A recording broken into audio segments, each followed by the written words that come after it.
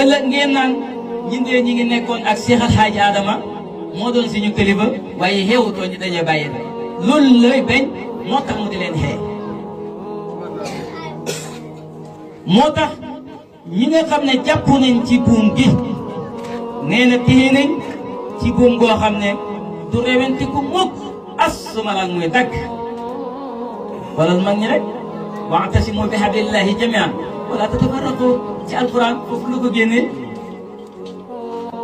ndax xalis takastum jàpp ngeen di xabli ci buum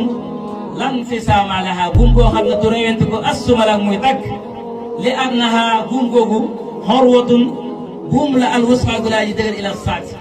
buum gu dëgër ci ngeen mooy goo xam ne reewenti ko di ko def astumalak muy tag kon fa'tasimu hablakum wa jaddidu hadakum fantabihu wa aqilu qabla nadamat kon na ngeen jafandiku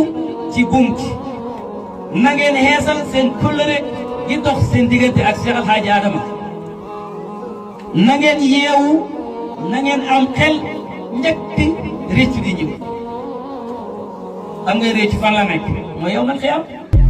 suñu àggee foofa su fekkee téyewuloon ci buum ak yàlla gi rek da nga réccu